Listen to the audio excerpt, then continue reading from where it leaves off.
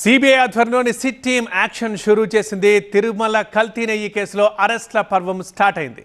టెండర్లు దక్కించుకున్నది ఎవరు, సప్లై చేసింది ఎవరన్న కోణంలో విచారణకు దిగిన సిట్ నలుగురిని అరెస్ట్ చేసింది.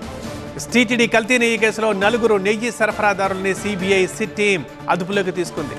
ఏఆర్ డైరీ ఎండీ రాజశేఖరన్ సహా ఉత్తరప్రదేశ్కు చెందిన డైరీ నిర్వాహకుల్ని అరెస్ట్ చేసింది. ఉత్తరప్రదేశ్కు చెందిన విపిన్ గుప్తా, పోమిల్ జైన్, అపూర్వ చావ్దా వీరిని ప్రస్తుతం సిట్ అదుపులోకి తీసుకుంది. ఇక అదుపులోకి తీసుకున్న ఈ నలుగురిని ఇవాళ తిరుపతి కోర్టులో హాజరుపరిచే అవకాశం ఉంది. తిరుపతిలో మకాం వేసి దర్యాప్తు వేగవంతం చేశారు సిట్ సభ్యులు. సిబిఐ జాయింట్ డైరెక్టర్ వీరేష్ ప్రభు.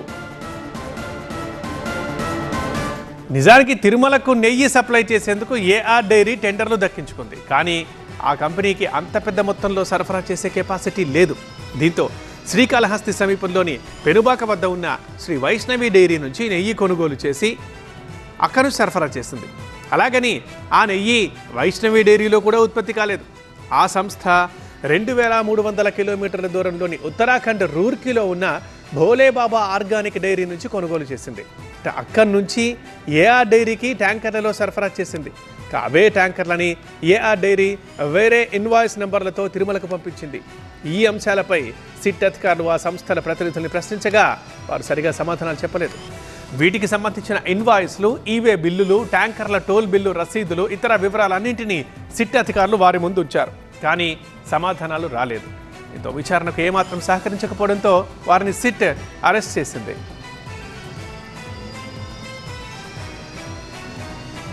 ఇక్కడ మరో విషయం ఏంటంటే, శ్రీ వైష్ణవి డైరీ భోలేబాబా నుంచి కిలో నెయ్యి 355 రూపాయలకు కొనుగోలు చేసి ఏఆర్ డైరీకి 319 రూపాయలకే సరఫరా చేసినట్టు రికార్డ్స్ లో ఉంది. ఎక్కువ ధరకు కొని తక్కువ మొత్తానికి సరఫరా చేయడం ఎలా సాధ్యం? కల్తీ చేయలేదా అని విచారణలో ప్రశ్నించింది సిట్. దీనికి కూడా సమాధానం రాలేదు. ఇక తిరుమల కొండపై ఉన్న అధికారులకు ఈ విషయాలు తెలియవా అనేది కూడా అతిపెద్ద ప్రశ్న. ఈ విషయంలో అధికారుల ప్రమేయం కూడా ఉండి ఉండొచ్చని సిట్ అనుమానిస్తోంది. దీనిపైన లోతుగా దర్యాప్తు జరుగుతోంది. అయితే ఏఆర్ డైరీ పేరుతో శ్రీ వైష్ణవి డైరీ ప్రతినిధులే టీటీడీకి నెయ్యి సరఫరా టెండర్లు దక్కించుకున్నట్టు సిట్ విచారణలో తేలింది. ఏఆర్ డైరీ పేరును ముందు పెట్టి తప్పుడు డాక్యుమెంట్లు, సీళ్లు, ఇతర పత్రాలు ఉపయోగించి టెండర్లలో పాల్గొన్నట్టు గుర్తించింది. అసలు భోలేబాబాకు భారీ ఎత్తున నెయ్యి ఉత్పత్తి చేసే సామర్థ్యం లేదని, ఆ సంస్థ మిగతా చోట్ల సేకరించి సరఫరా చేసిందని గుర్తించింది.